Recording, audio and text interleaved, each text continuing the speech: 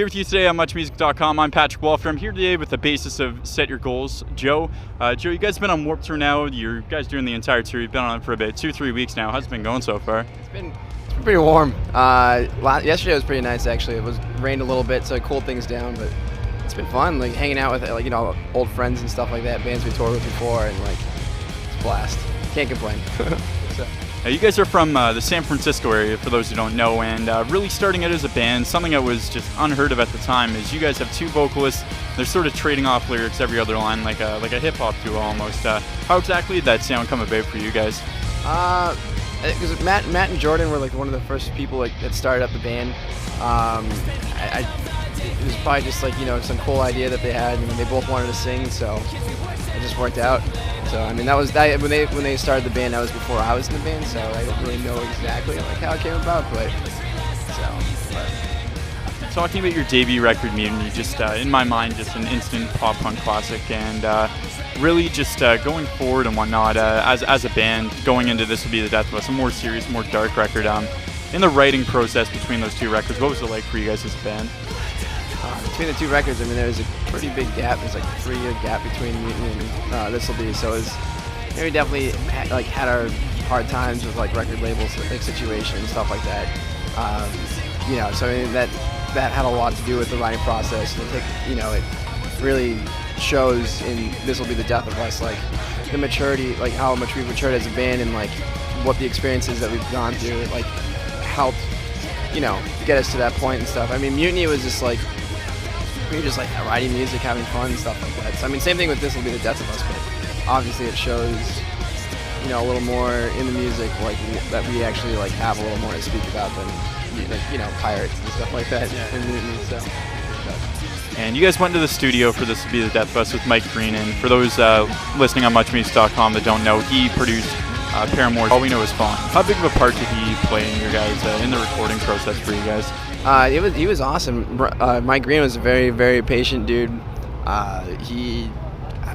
Because when we went into the studio, we had just the structures of songs and stuff, so he was able to work with us and make us better musicians, and kind of give his input, be like, hey, this sounds good, but this also would sound really good here. I mean, he knew us pretty well. He's grown up in the punk rock scene. Even though he's done Matches record and stuff like that, and a lot of pop records, he still knows punk rock. So he gave us a lot of creative control, but at the same time he wanted the record to sound good. So talking here with Joey, is the bassist of Set Your Goals here on MuchMusic.com. I'm Patrick Walford.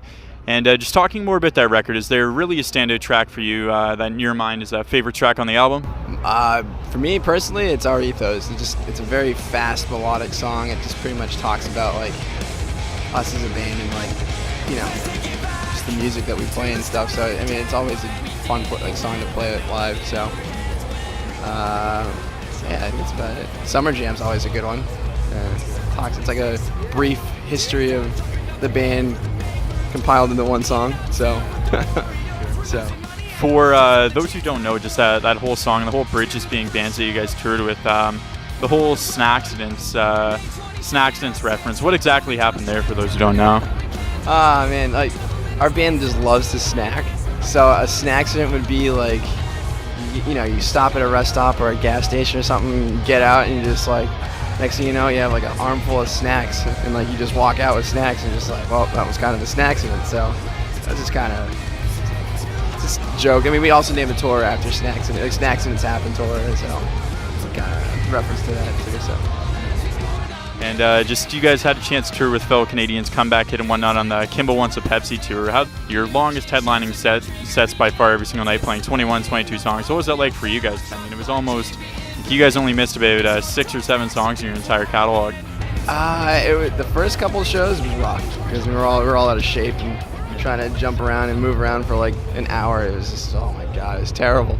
But it was pretty cool. I mean, that whole tour was a lot of fun. Being able to tour with Comeback Kid, Title Fight, and the Wonder Years, and This Time Next Year, all those all really good friends of ours. So it was awesome to experience, but the live set was pretty grueling at times. So, but. And the whole Kimbo mascot thing, you guys had this big Purple Gorilla come out on tour with you guys, and he just randomly crowd surf and go and cause havoc in the crowd. Where exactly did you guys find Kimbo? You know, we picked him up somewhere along the lines of like Oakland-ish. This is Roman. Picked him up, put him in a cage, and we're coming, we're taking you on tour.